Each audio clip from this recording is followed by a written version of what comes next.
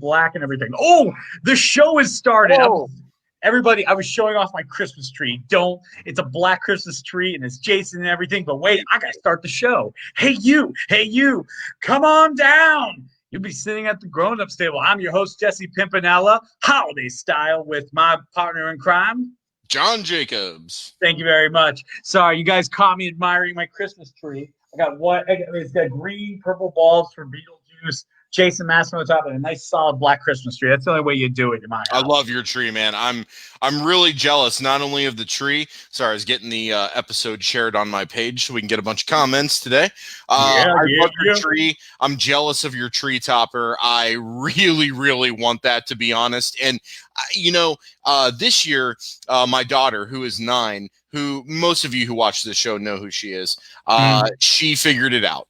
So we had to have the conversation. She figured out enough of it to where we were like, okay, let's sit her down and just explain it. So I feel like now that she gets it and she knows what it's really about, that maybe I could convince my wife to get a Jason Voorhees hockey mask as a tree topper, because I ain't got to worry about pleasing a little kid about Santa and her elf anymore. And, my wife and I love horror movies. It's what brought us together so many years ago. Mm-hmm. So why not convert our family Christmas tree to a Jason Voorhees Christmas tree? I am going to work on this for a year, and we'll revisit this exactly 1 year from now and see how far I got, because the answer is still probably going to be no. I'm all for this. You need to get this tree. You have to do something clever. You have to do something creative. I don't know what it is, but you'll do it, and I'm proud of you. I'm so excited. I want this to happen, because when you get a horror Christmas tree, it is the greatest feeling in the world. You can decorate. You can do whatever you want with it. It is the best. It is the best. It really is. And I love those themed trees, growing up, we had traditional tree. Here we have traditional tree, but I see a bunch of my friends and other acquaintances and whatnot, and their trees they post, and some of them have those really nice white trees with real elegant shiny decorations. Some of them have those really pretty snow covered trees, and they have their decoration. So it's really cool to see how everybody does it, and then you kind of get ideas and you go in and kind of revamp yours. And I love that Jason Voorhees topper. Thank you. I like it. Yeah. That's fantastic. But anyone who's joining us right now, just want to say 2 things. Number 1, share the link. Share that link. Share that link. Share it. A lot of Christmas stuff we're talking tonight. Not just regular Christmas. We're talking about horror Christmas movies. I'm talking about 'Twas the Nightmare Before Christmas. Just scary stuff, man. And just when you think, ooh, is that Santa on the rooftop? No, it's Santa with an axe, and he's coming. Hell yeah. And make sure, besides sharing that link, check out our YouTube page where you can subscribe, hit the bell button so you know when new episodes of our podcast come out, and you can rewatch it later on. And make sure you do like it, because we have some really cool stuff coming out on that. Hey, stay tuned. Yes, Jesse, real quick, throw up Ryan's comment. It's along the lines of our tree discussion. There we go. He posted a picture of it. It is legit, 100% screen accurate Charlie Brown Christmas tree. He's very excited about that. He worked really hard on putting that tree together. So what you're telling me is he deprived the tree of its nutrients? I wouldn't call it a tree, more like a bent over twig, but he put all year he kept an umbrella over it just so it didn't get any sun. This is gonna be perfect. It's gonna be perfect. Just have to neglect it down. But yeah, no, that's cool. Ryan, if you send us a picture of the tree, we'd love to put that up, dude, during the show. Oh yeah. Hey, so get that. Great idea, actually. Let's have everybody. You can either post or message us, or however you want, pictures of your tree, and we'll do a montage post on the page. We'll just throw up everybody's tree. So sad sapling. It is. It's all hungover and shit. It's like the veal of trees. You got it when it's young. Oh man! But no, it's gonna be a fun show, guys. Tonight, like I said, we're gonna talk about Christmas horror. We're gonna talk about everything from Black Christmas, Silent Night, Deadly Night, Gremlins. And we want to make sure we hear your guys' favorite ones as well. So make sure you're commenting your favorite Christmas horror, and we'll talk about it, because you've seen us derail a whole show for your guys' comments. We love your comments. All right, we're like a drug addict who's ready to ruin the family. All right, we need your comments. Family, you got it, man. Like, I believe our family is the perfectly well balanced show we prepare. But then someone throws in a comment like, "Is Frankenstein a zombie?" Oh, and it's gone. It's gone. We need that hit. We need that hit of craziness. So make sure you guys are providing us that craziness. Please do. But anyways, so John, tell us. So you see my tree. You see what's going on. What's going on with you? Really nothing much. Just winding down on work, to be honest. Getting ready for Christmas. Got some days off with the family, so it's going to be excited. Hopefully, I got some good presents under that tree this year. My wife always hooks it up, so I know I got something good under there. Was once again snubbed on getting a PS5. Just to let everybody know, I have literally been trying to get a PS5 since the night they went on pre-order, and I have still been unsuccessful. So I see a lot of comments from people who got them like, "Oh, I got mine. It was so easy." No, it's not. When you're battling bots and other people and it's a well-advertised sale like on Walmart or Best Buy, I mean, you're fighting for it. Yesterday, I got one in the shopping cart and was checking out. But then the Best Buy website goes, "Oh, there's none at the location that you're at, so we can't complete the order." I changed my location and it dropped out of the cart and I lost it. So I chatted with Best Buy and the guy's like, "Oh yeah, well, we sell the inventory out of the store." And I'm like, "Well, you said it's online only, like no retailers are carrying it." "Well, GameStop is, but they don't listen to rules." So he's like, "Oh no," he's like, "They send them to the store and then the store loads the quantity on the website." And I'm like, "Okay, so you're saying here in the greater Columbus area, we've got what, 6, 7 total stores within a decent driving distance. I have to check all 7 of those manually to then find one that has it and then battle all these people to try to get it." I'm like, "Why can't you just ship it to me like everybody else can if you buy it online?" He's like, "Well, we don't ship big ticket items." I'm like, "What?" So this just makes no sense. So it just infuriated me even more. I've been trying my ass off, constantly checking all the sites, everything.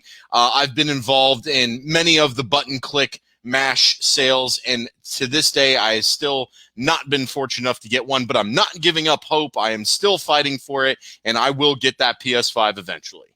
And that's why I want to do you a solid, my friend. I want everyone to go over and go to OnlyFans for John. We're going to get him a PS5.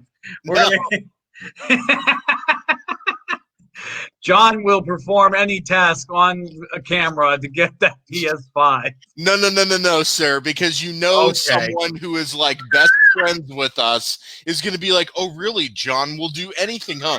Hey, you remember that Black Mirror episode with the pig? Yeah, let's get that going again. No, I'm good, man. Not trying to have some Black Mirror shit happen. No way. Black Mirror shit. All right. No way, sir. No. I applaud your effort, though, but I'll still keep at it. I'll eventually get one, just a matter of when. You will, dude. You will. But Vance, our producer, says, "So sad, no PS5." Yeah. They want feet in the door for potential ads for. Yeah, that's true. It's all about that money. It's all about that money. He is absolutely right about that. But with the battle I've had, I'm just getting the console, and then I can get my stuff elsewhere because I'm probably already annoyed with whomever I'm buying it because I had a bad experience before. So I really don't want to give them anything else. So. No, yeah. Well, look, you'll get it, man. Hang in there. Well, keep up the good fight. Oh, yeah, that's it. Just keep up the good fight. I believe in you, my friend. I believe in you. But for right now, let's go into our topic for today's show. Today's show, that will cheer you up. We're going to talk about Christmas horror. So let's get into it. Ricky, what? Yes. So talk to us, Jesse. What's Christmas horror? Give us the lowdown. All right. Christmas horror, almost like Christmas action. It's the time of the year where, we think all is at peace with the world, harmony, beautiful, as we await the birth of a Messiah, and we smother that with capitalism. There you go. There's the real message of There it is. Money. At first I was losing you, John, and then I said bury it with capitalism. And he's like, "You got me back." Look, man, I understand. Different people have different traditions, and some traditions are based on others, and even if some are taken from others and adopted by others, I mean, that's what happens when people have been around for long enough. So I'm not knocking anybody for I know, I'm just messing. But I'm just saying it's all about the capitalism. You can have your, your spiritualisms, your beliefs, and that type of stuff, and that's fantastic. But let's be honest, it's 2020. Christmas is all about the money. This is how people get paid. This is how people keep businesses open. And this is how people keep getting to buy houses bigger than I'll ever see in my entire life. So why wouldn't we keep contributing to that? There it is. And here's the best part about it. Christmas horror is almost a moment where it puts the mirror up to our humanity and says, "Look, this is we're as ugly as you, man." Yep. I mean, we forget, we become so materialistic. It's these devastatingly evil, demonic creatures, monster serial killers that come around, and they're the perfect juxtaposition of the Christmas season. Where there's peace, there is now harm, scare, fear, everything. And that's what we love about Christmas horror. It's the time we find the world at its most vulnerableness of happiness, and then Billy comes into the house. And that's the part that I really like, because I'm sure that several people share this with me, and it goes like this every year. I'm always a super Grinch at the beginning of the holiday season. And, I don't hate Christmas, but let me try to explain in an analogy. Maybe it's not an analogy, more like an example. Mm-hmm. Christmas stuff starts getting put in retail stores in August. That's a big reason why I'm always grumpy and I always say I don't like Christmas, because I feel like the holiday dominates like a third of the year, and it's patently absurd. And the only reason it dominates that, it's not because of the season. It's not because of the good feelings. It's not because of the dinner you have on that one night with your family, or even really the Christmas day with your family and open the presents. It's in stores and it's in your face for a third of the year because it's a revenue generator. And that's what really bothers me. But by the end of the season, I put up my outside decorations. I light the beacon, AKA the tree trunk that I have wrapped in blue LED lights. This year, there's 1,600 lights on there, so you can see it from orbit. I kid you not. No, I am joking. However, by the end of the season, I've warmed up to it. I'm ready to go. I love watching my kid open her packages. I love spending time with my family, Christmas Eve, Christmas Day, that type of thing. I love the traditional movies I watch, but I love the horror. And the reason I love the horror is for the reasons I said I don't like Christmas. It's a big fuck you to Christmas. It's we're gonna take your happy fucking holiday and we're going to gut people. We're going to mutilate people. We're going to tell stories about crazy drunk women having sex with their own son to create then a daughter, and then they go and slaughter a sorority house. Yeah, that's the plot of a movie we're going to be talking about. Yeah, I love it, because that's it. It's the big fuck you to the holiday season, and man, that just does something for me internally. It does. And like I said, for people who love Halloween, who love the twist in certain things, because Halloween is already a crazy evil time, as people make it sound like. So when we get to invade that niceness, it's like we're gonna make some damage happen.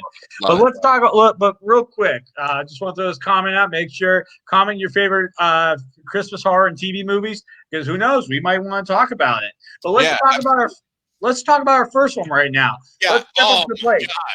Going right for it. So we already kind of had a preamble for it when we described the plot of the second Black Christmas, I should say, 2006, right?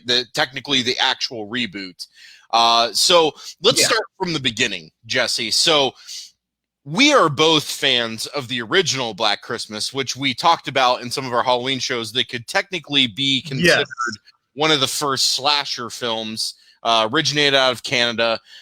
Stars Marg Kidder in a pre-Superman role, and we both enjoy that film, but you are kind of way more onto like a mega fan than I am with it.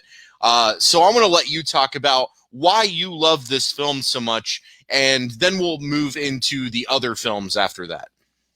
All right, and this is kind of goofy because this will also carry on into last week's episode when we talked about Christmas specials, like how we talked about the Christmas Story.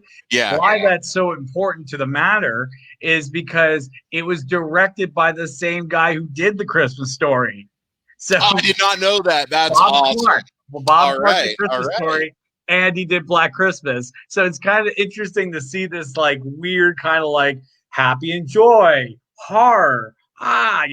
It's a fantastic movie. Like I said, it started the slasher franchise, arguably. John Carpenter calls Halloween his spiritual sequel to Black Christmas. And at the end of the day, it's a fun movie to watch. It really was one of the first movies where we really got to see the POV work. Yes. And it worked so well in this film, so well. It did. I think those were the best shots because it's like, you're like, oh shit, now we're looking through the killer's point of view. And I love anytime he picks up a phone, they just show that secondary shot of the hand kind of reaching for the phone and pulling it back. And it's just that whole illusion of you don't see the killer, but you see everything he's doing. You just don't see his face, but you see his arms, his legs, you hear his voice, you see him do things, but it's always from his perspective, so you never see his face during that time. And I think that really, really worked. That really worked for the film. Because it could be anybody. We see it as anybody. It could be anybody. Yeah. Vance, the producer, just said Kira Duell, a star of. Oh, okay, yeah. I forgot. Yeah, she is in there. Yeah. Wow. Thank you, Vance. Man, I was going to say Andrea Martin. Epiphanies today. I was going to say Andrea Martin. She plays the one aunt in Big Fat Greek Wedding, but she's a big Second City alum with SCTV and everything. So she's also in there too. So this movie has a lot of people that went on to great things after this movie. But now, what do you think draws people to this movie in particular? I mean, would you go as far to say that this, when it comes to Christmas horror movies, that this is the staple? I don't know if I would say it's the staple, and I'll be honest here. I think mainstream wise, more people discovered this film after the Reboot film came out, because they did a pretty aggressive like campaign when that film came out that they released this one. Oh, this is the original, and it kind of found a resurgence of fandom. Now, I'm not suggesting there weren't fans before. Clearly, there were, but when the Reboot came out, like typically any reboot or continuation of something that was 30 plus years ago, they're going to try to reignite that fandom for the original one. So I think this film got its resurgence. I don't know if I'd necessarily say like this is a staple relative to some other ones that are out there. But I mean, you know, it definitely paved the way. It is a great Christmas horror film. It's kind of OG. I love it. Like I said, Margot Kidder being in it, she does a fantastic job in her role. A lot of the cinema photography in this is fantastic. And this is textbook stuff here. There's shots in here though that they are textbook, but then you don't see them in modern films or films today. So I do like seeing that, and I like kind of going back to the beginning, right, where it all began, right? I like that feeling with it. So, you know, I like to watch it around the holidays, but I don't know, like, mainstream wise, if this is like one of the ones that people would go to for Christmas horror. But I could be wrong. If you're wrong, post a comment. If you're watching this later, drop a comment on YouTube. Let us know what you think. Yeah, I mean, I think another thing that people that draws people to this is based on the urban legend of the babysitter and the man upstairs. Yeah. So I mean, I think like any great idea, every great idea it starts with a simple idea. It's not complicated. It's not crazy. That's like, for example, I'm going to give an example: The Mandalorian. That is one of the most simplest shows ever, and it's beautiful. Amazing. It's amazing. It's beautiful. I cried watching the season 2 ending. Cried. Well, it's beautiful. You gotta wait till 2020 for season 3, though. But we're getting Book of Mandalorian or Book of Boba Fett in a year, so we still gotta wait a whole year for any type of Mando content. It's gonna be a rough year. But that's the problem, and I'll say this last thing. That's the problem. They just need to give him the keys and let him just pump Star Wars movies out when he feels like. I think everybody agrees at this point. Everybody. Yeah, just give it to him. But my point is, like, that's the thing. He took Star Wars back to being something simple. Yes. I think with this horror movie, it took it back to simple. There wasn't so much craziness and Machiavellian reasons for why. Billy, I mean, if I remember correctly, no one knew Billy's name when the movie came out. Yeah, no, they didn't, because if I remember correctly, when they address the packages, they don't address them directly to anybody because they didn't know the name. But in the 2006 reboot, they do address them to Billy because they do know his name. And it was written by the same guy, Roy Moore, so that's why everybody commonly accepts, okay, that's Billy. But yeah, like I don't think it was until after an interview. And one of the cool things was they didn't have one person, and this is, I guess, cool when something is filmed kind of on a shoestring budget. There wasn't one person playing the Billy character. It was a bunch of people, which I kind of love. I kind of like that there wasn't one person. I mean, Halloween had Nick Castle as Michael Myers, but it's kind of nice to think like any crew member could have been him. They probably just got the lighting guy, and they're like, "Hey, we need you for this scene because you got the right hands," and then they just like threw the shirt on him and shot it. You know what I mean? That's essentially what happened with Nick Castle, though. But he got to stay for the whole movie. Yeah. Oh, we got a comment, Bob. Oh yeah, he did direct Porky's. Oh shit, man! It's been a long time since I've watched Porky's. Wow. Yeah, it's been a while. But so let's transition into the reboot now, because there's some similarities, but there's a ton of differences, right? Yeah. So with the Black Christmas reboot 2006, what you were talking about, we make everything much more convoluted. So it's at a sorority house, but in the past it was a rich family's house, and the wife was a drunk and hated the husband. They hated each other, and they had this kid. His skin was yellow. I don't think it was jaundice, but it was some other condition. Yeah. So the mom like bastardized the kid, and like the dad really was the only one that cared about him. And then it was jaundice.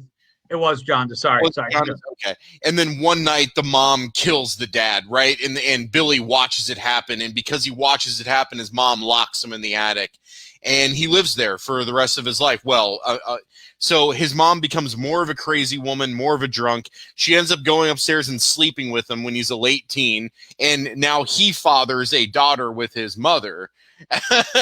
And he finally kills his mom, and he makes gingerbread cookies out of her skin.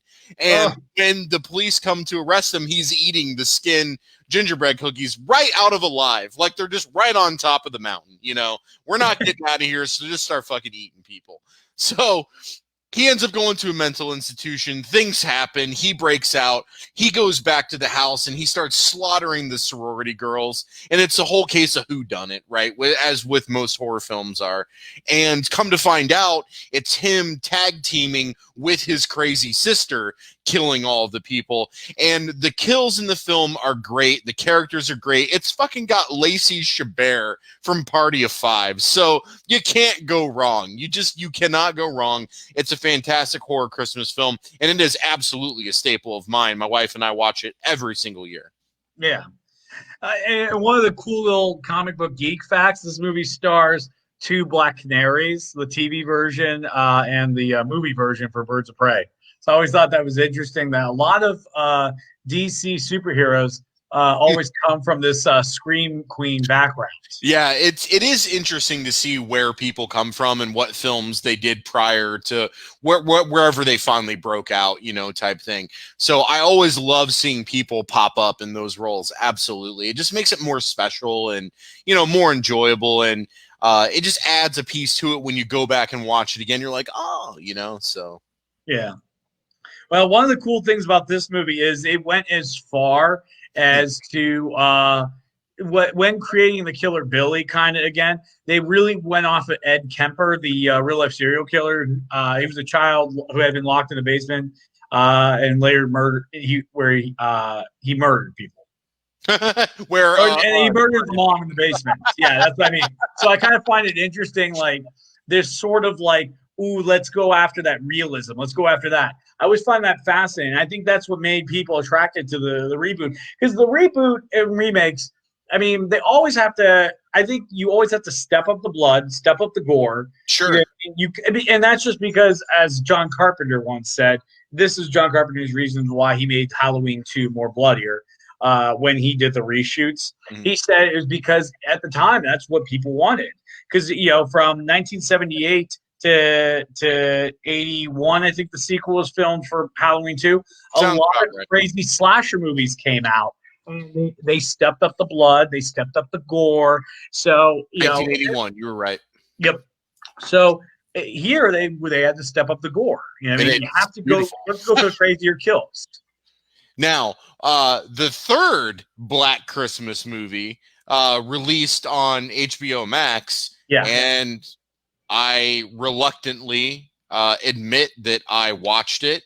I don't know what's worse, the third Black Christmas film that has nothing to do with Black Christmas or Hereditary. I don't know. They're contenders for worst movies I've ever seen. Look, anytime I can get the Hereditary jab in there, I'm going to, and I don't care. I know so many people like it, blah, blah, blah. Movie's terrible. So we have time to dissect that. But anyway. So we have feuding sorority versus feuding fraternity. And I mean, I don't give a shit about spoiling it because I don't want anybody to watch this. But here's what essentially happened. The founder of this college was some like racist, slave-owning, like asshole that like killed people or she was a son of a bitch. Okay. Yeah. And so I guess when he died, his spirit possessed a statue which bleeds black slime. And then the fraternity that he started then took the statue and it possessed all of them to where they have to kill people to bring him back or some shit. And so they're stalking all these different sororities, killing them dressed up as just like a generic, black robed killer. And then at the end, the surviving sorority girls get together like a G.I. Joe squad, and they have this big Matrix-style shootout at the fraternity house at the end, where they end up overcoming the fraternity brothers and killing them all and smashing the statue. And yes, everything I'm saying is 100% true about the movie. I vouch for him. And my God, I wanted to be over. The dialogue was awful, which I'm okay with because I like bad movies, bad acting, love bad acting, but it's got to be in a film that's bad because it's good and it's good because it's bad. This Black Christmas is just bad across the board. This movie terrible. This movie went out of its way to pander for the times. Mm-hmm. It did. I would agree. Because this movie has nothing to do with it. This movie essentially just shares the same title. Yeah, that's about it. This is a different movie. That's about it. Yeah, there's no Billy. There's no nothing. It's a cult movie. And again, look. If that's what you want to make, and that's the movie you want to make. Here's the thing. If they would have not named it Black Christmas, maybe I would have watched it. Maybe I would have liked it. I watched it. Right? Sure. Maybe I'd have liked it because I knew. Okay, but you're pretty much like selling us on a movie based on a title of two other movies we love, and then you're nothing like that at all. You know? That's you can't do that. You can't. Just because you cast Carrot Top in the movie, the Iron Man remake, doesn't make him any more Iron Man. What are you talking about? The only movie Carrot Top did was Chairman of the Board, and that was a damn good movie, and that was before he got jacked on steroids. Yeah, sue me, Carrot Top. You got jacked. Everybody knows it. So everybody, we all know. And props to you. Get it to the top comic. I'm good. Anyways. Jesse. Yes. Do you hear that? Yeah, I do. It sounds like some sleigh bells going up and down the street or something over there. I don't know. I do hear that. You hear that? Yeah, I do. Where is it coming from? I have no idea. Hold on. Let me check the chimney. Let me check the chimney. Whoa! Who is this? Oh my God! Who is this? Holy shit! It's boys! Merry Christmas, everyone. Anna, what are you doing here? Well, John, I work very hard one night out of the year. And you might say, you lazy son of a bitch, Santa, you only work one day. Well, that's some work, let me tell you. So the other 364, Santa lives it up. And Santa lives it up. You got to be in a sleigh in 2 days. What the hell are you doing pounding the scotch? Oh, and he's got a car. You know what? Santa can handle it. All right, don't worry about Santa. All right, load that and telling the elves what to do and all that stuff. Those elves, man, don't get me started on those little sons of bitches. Okay, all right. You know what it's like to live with the elf industrial complex, okay? I mean, those guys are just on you all the time. If I didn't have booze, I'd be fucked. All right, 100%. Do they unionize on you? Oh, they tried to, and then I decide, hey, fellas, why don't you go into the shed there and have your meeting, then get ready for Santa to catch it on fire. They never tried to unionize again. Santa, why are you trying to deunionize your employees like Walmart? We already know that what Walmart does is terrible. Why are you trying to turn the North Pole into Walmart? Let those elves unionize. Don't they deserve it? Don't get me. Don't lump me into the Walton family. All right, they got their money. I got mine. All right. They're working every connection they can get. I work every connection I can get. But I'm not affiliated with the goddamn Walmart people. All right, don't ever put me in with them, John. Well, I have a question. I mean, do you take contracts in the off season? You're very into what Santa's business is, son. All right, now calm down. All right, Santa puts the presents into the stockings and all the other stuff for little kids. That's all you need to know. All right, so quit trying to get into all Santa stuff. All right. Santa would deal with all of it. Santa, look, for one, I just want a PS5 for Christmas. I don't think you're going to be able to deliver it to me. But outside of that, let me just check the naughty and nice list. Now, Jesse, I already know I'm fucked. That's a list. Jesse, your Catholic fear and guilt automatically forces you into niceness. So you're. Oh, yeah. You bastard! How is that fair? Listen, Jesse was raised on a very painful God that will beat you down. So he knows to be on the good list. Files around and not hold him accountable. But hey, John, atheist. All right, okay. Yeah. You can piss that PS5 goodbye. All right. I'm sorry, Santa, that I try to be logical and use my brain. I feel like that deserves a PS5. Come on now. Well, you can suck it. All right. Let's Santa get some more Santa juice going here. All right. Well, Santa, I have a question for you, Santa.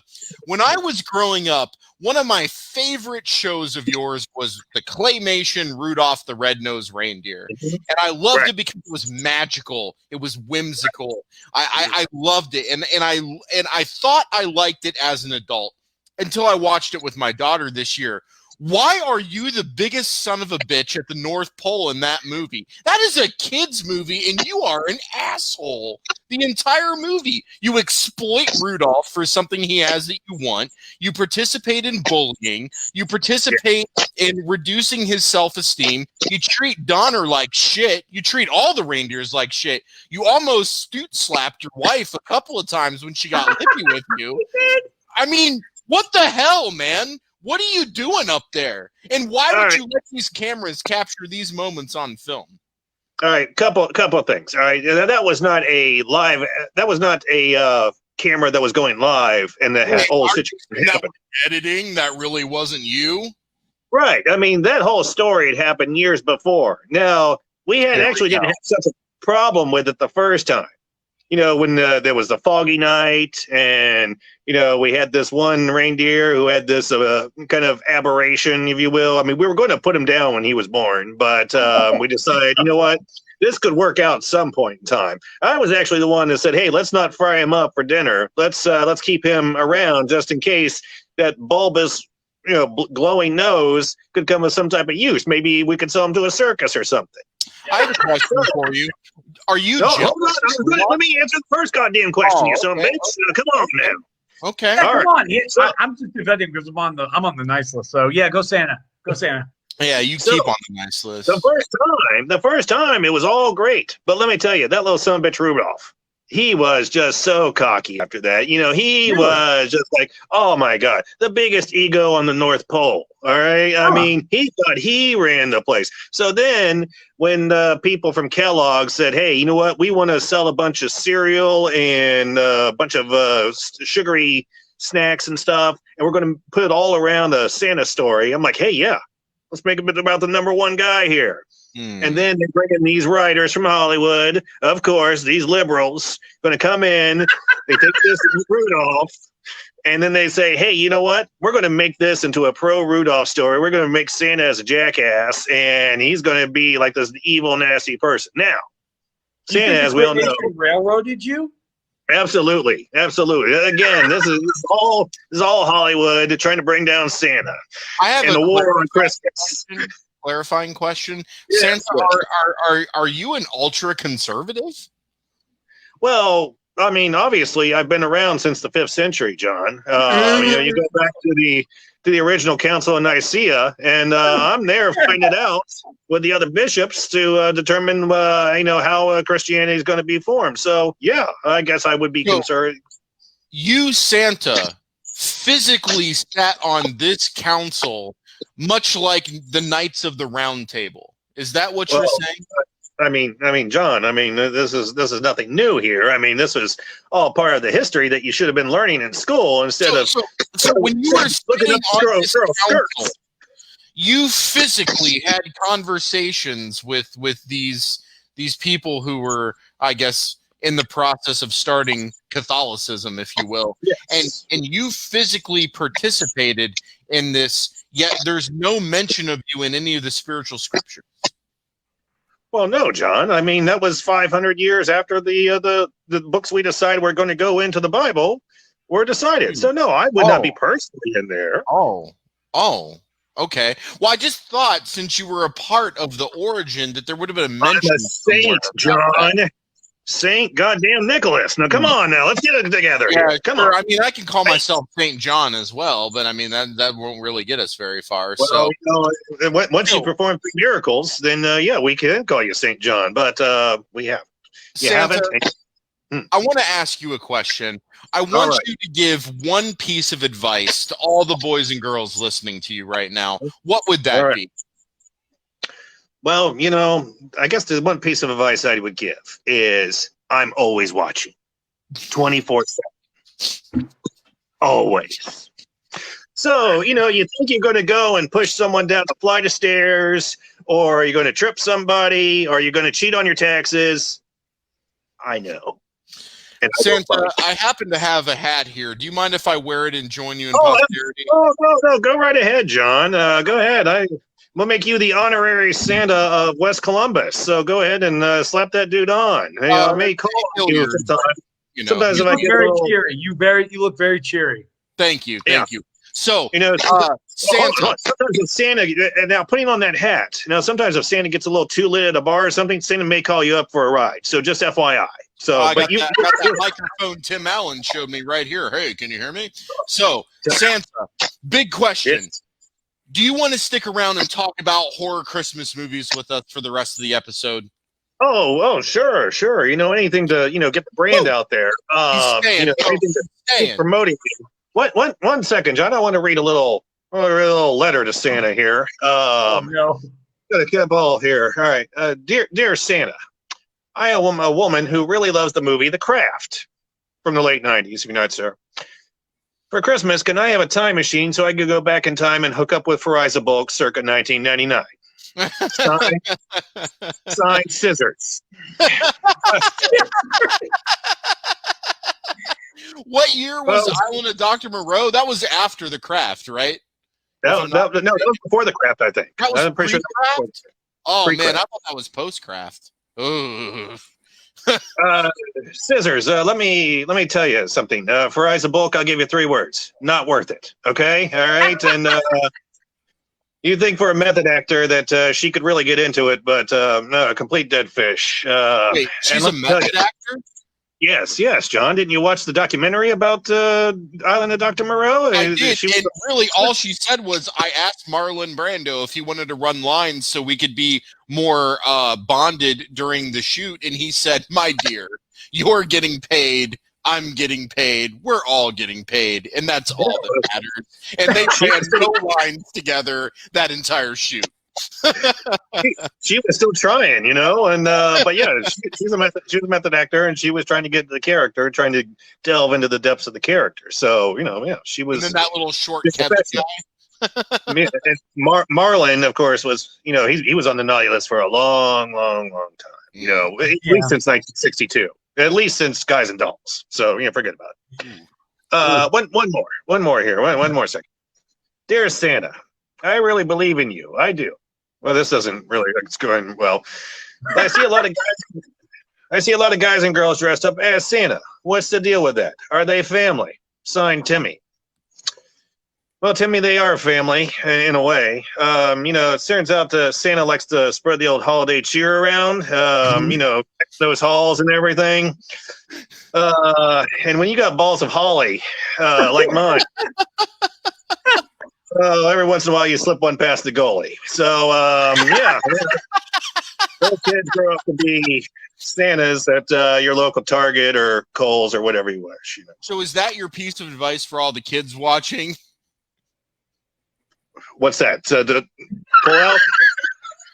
Pull out. There it is. There it is, folks. You got your advice from Santa. Kids, pull out. There you go. There it is. Wow. All right. What's the next movie we're going to talk about with our guest, broke ass Santa? It is none other than Silent Night, Deadly Night, the franchise and remake or reboot, however you want to describe it, because it's kind of both-ish. Yeah. Both-ish. Yeah. So the original film, it kept getting labeled as controversial, and I think the only reason it was ever labeled controversial is because it was just a slasher movie at Christmas time. That's the only reason. That's the only reason it's controversial. In fact, it's a low-budget film. It's not very good in that essence, but it's very good to me for that same reason, because it's a bad movie. It's low budget. But think about this. Right. The guy witnesses his parents get murdered by a Santa, so he grows up to become a murderous Santa. It's amazing. It's so good. And then the sequel, the first one after that, where what is it? His brother or his brother? Cousin, his little brother then is in a mental institution, and then he becomes a killer Santa because he watched his brother do it. So it's the movie all over again. It's fantastic. I love those first two. They made two more. I'll be honest, never even watched them because there was really no reason to. I think Mickey Rooney was in one of them. Together and they're good. What were you saying? I think Mickey Rooney was in one of them.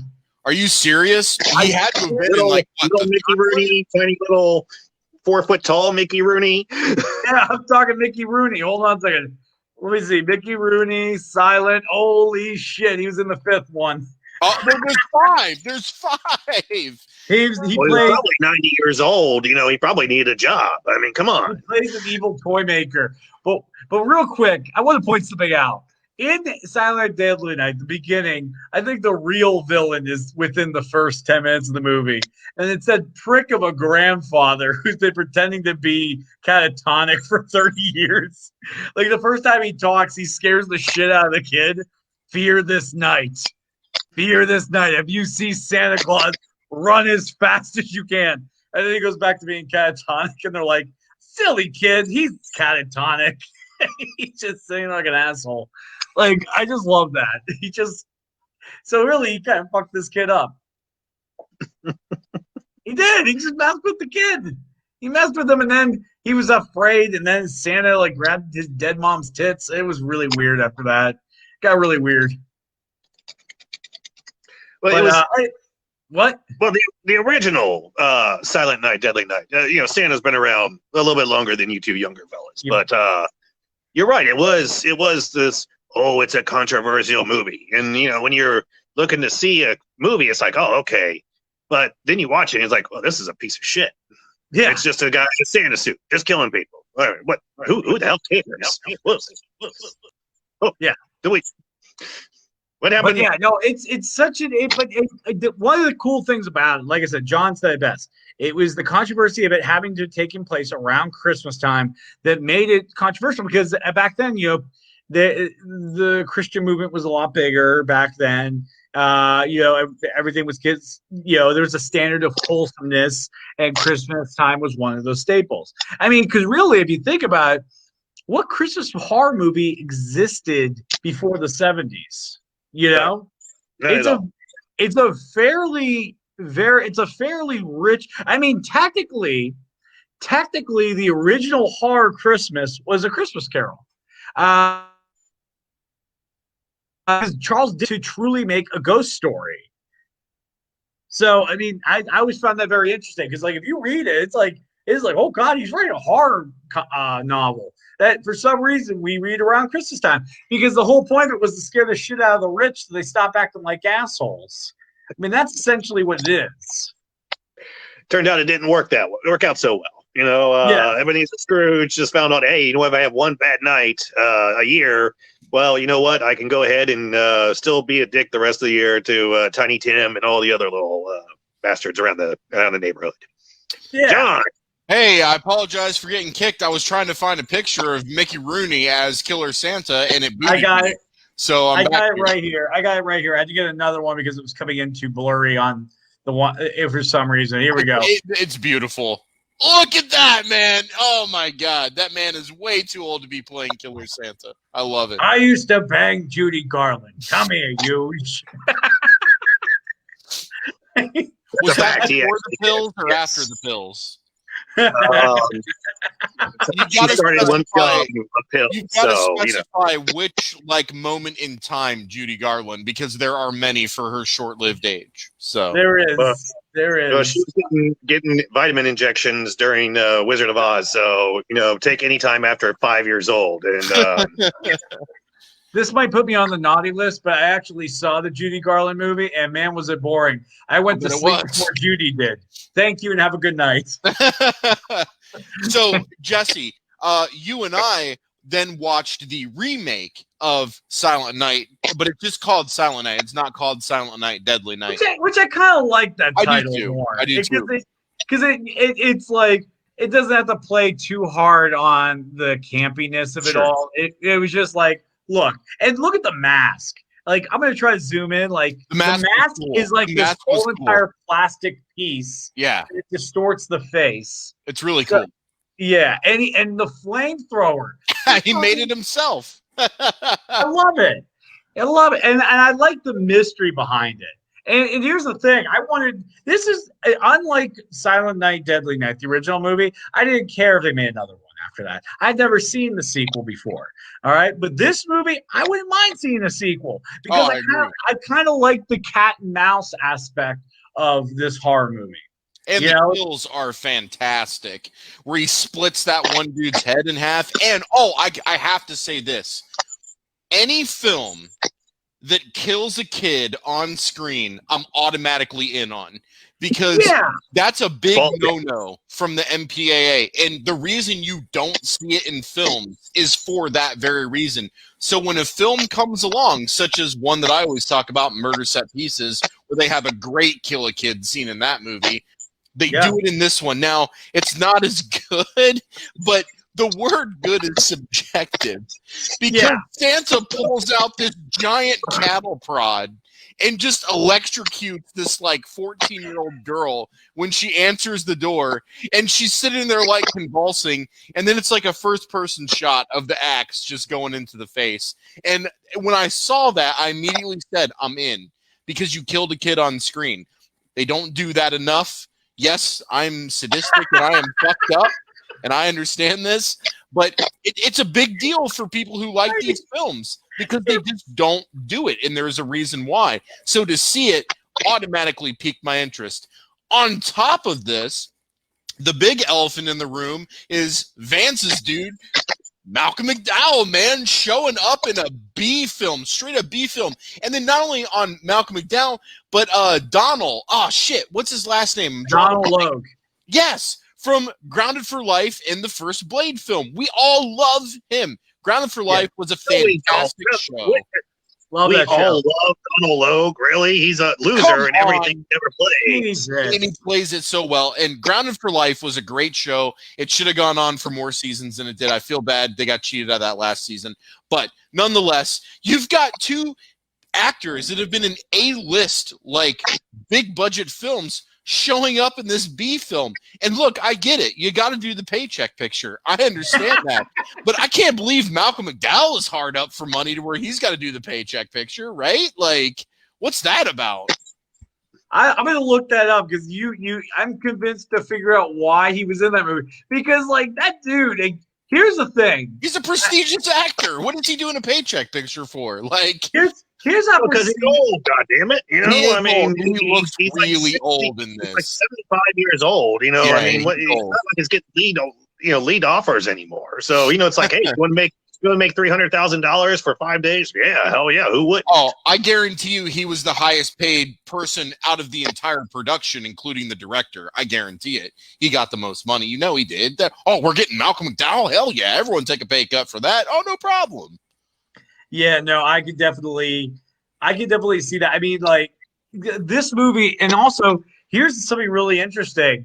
That this movie actually is based on a true story. It's based on the real events known as the Covina Massacre. On Christmas Eve in 2008, a 45-year-old man named Bruce Jeffrey Pardo killed 9 people by gunshot wound and arson fire at a holiday party. Pardo wore a Santa suit during the massacre, as does the main antagonist. I want a factual biopic about that event. Oh, God, that might be. Let me see if And there's. I want Nick Offerman to play him. Jesus Christ. Yep. With the mustache. It's going to be so uncomfortable rooting for the killer. Oh, you know it. But we root for the killer and everyone. We just complimented his suit. I love when he stuffs the chick in the wood chipper feet first. That's know. The best. And he's just got like blood all over his face. And then the next scene, squeaky clean. But the thing that cracked me up about the wood chipper one is you could tell they were really spoofing on Fargo, clearly. Because he cut the leg off first and put that in separately. And then he shoves the girl in feet first. And they show like the exit chute. And it constantly gets clogged and it starts shaking. And then a whole mass of shit would fly out of it from smoke. And then it would get clogged again as he shoved her in. And then it would like explode with more stuff. I love that. I love that they added a comedic element to every kill, and this movie is insanely graphic and gory, which is what I love. I love it, and I like that they added that comedic spin to it. I thought that was fantastic. I think every horror movie needs a bit of comedicness to it, because what it does is it lulls the audience in a false sense of security that things are going to be okay. I mean, look at Halloween. Halloween has a lot of funny humor in it. Yeah, I mean, and not humor isn't laugh out loud humor, but like you're watching a bunch of kids goofing on each other, having a good time. You're thinking about, oh, remember how we used to goof at each other? Or the one girl's like, go get me a beer, and he's just walking around. There's this like this innocence that exists, and so when it's perturbed by this horrific violence, it's perfect. It's absolutely perfect. Like there's times where like, what was it? There was a movie where it had a huge laugh, and all of a sudden, twist, something horrible fucking happens. I love that. That's the absolute best surprise. So in this film, Jesse, what was your favorite kill? I'm gonna go. I know I'm gonna sound cliche with this, but that opening really sold me. Oh, with the electrocution. You got electrocuted? Yeah, with the Christmas lights. Yeah. Something when sinister. His eyes exploded and just I'm like, yes. Yeah, I mean, they're in a basement. The guy's wrapped in lights, you know, it's just, and there's something mysterious. Like because here's the one thing I think horror movies suffer from.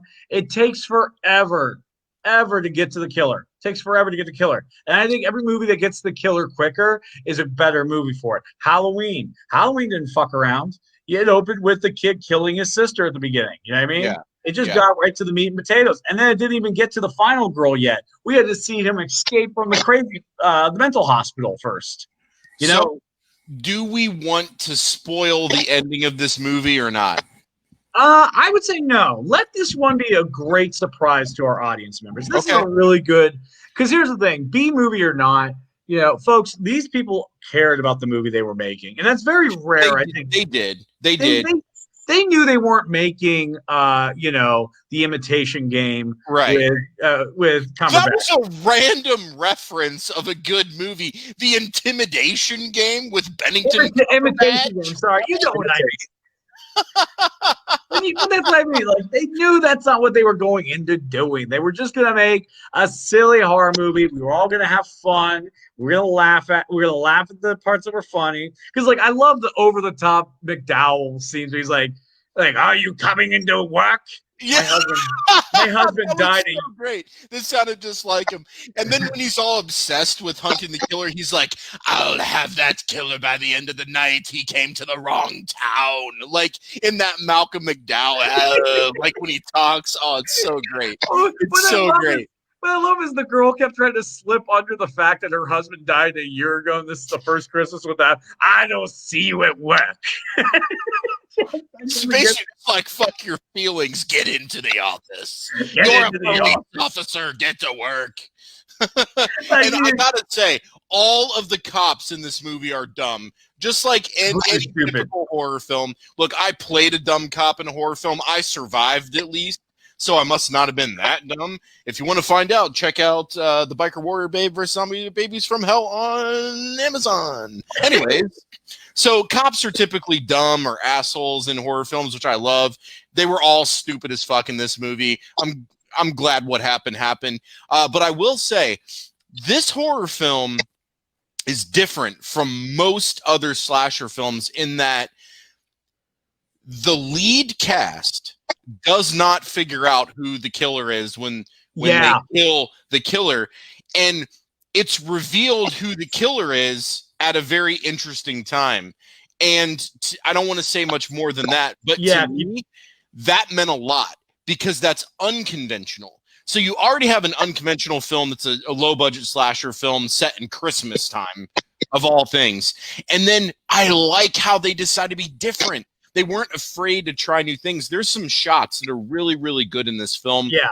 Doing the ending the way they did was really good. The gore is amped up in its quality gore. It's not cheap gore. Now, there are some CG blood effects because, let's be honest, it's easier to do that with CG than practical effects, especially on a lower budget. So I give them a pass there. But they do a lot of practical effects in this, and it shows, and it pays off. It's more enjoyable. So if you want to watch a low-budget slasher that's set at Christmas, that's a reboot of another good low-budget slasher, definitely check this one out. I fucking loved it. I really did. I would absolutely support a sequel. And again, they kill a kid on film. So if you're fucked up like me, watch it for at least that reason. Okay? Yeah, no, like I said, I totally agree. Like I said, this movie decided to go where others were afraid to go. And I think that, like I said, that means a lot. I mean, it's like a lot of movies, they will kind of pussyfoot around that because there is something sacred about the kid dying thing. And that goes back to John Carpenter's assault on Precinct 13, which is one of the reasons why Halloween became good. And I'll explain in a second. But yeah, because in that movie, they killed a child, I think, within the first half hour or something. And it was a gang-related one. It was brutal. It was awful. And people wanted that movie to have an X rating. It was so scary. But why that matters so much is because that notoriety of being daring to be great like that, that's what got the guy who played Loomis, I'm blanking on his name, son of a bitch. His daughter told him to take the movie because she saw what? Yeah, Donald Pleasence. Thank you.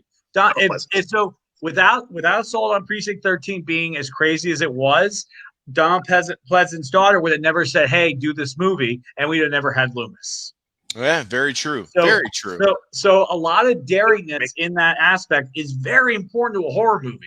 And here's the thing. When the girl dies, I like what they did. They set her up not to be an innocent girl. Like, she's kind of a bitch. She is. It's almost like maybe she deserved it. I know. I didn't feel anything when she went. She was in the naughty list. She got that box of lump of coal, so she knew it was coming. Like, she's calling her mom, or like the mom's like, "I'm just trying to give you the best Christmas ever." She's just being a fucking bitch. We're going to the mall now. Yeah. Yes, we're going to the mall now. Like, if I would have said that to my mom, I would have woke up on New Year's. Dude, I would still have my mom's handprint across my face if I were to ever have said that to my mom. Oh my God, I would have been dead. I would be in my parents' backyard right now. Yeah, but no, but yeah, again, like I said, that movie, it was quality in the fact that, look, it was a bunch of people that got together and they wanted to make the best little damn movie about horror Christmas slasher that they could make, and they did. They did a fantastic job. And one thing I love about that movie, which always cracks me up, is the throwaway line when McDowell was like, what's happening to this town? It's because the mill is closing. And the reason he says that is because there's people using the motel for pornography. Yes, and he was really upset about that.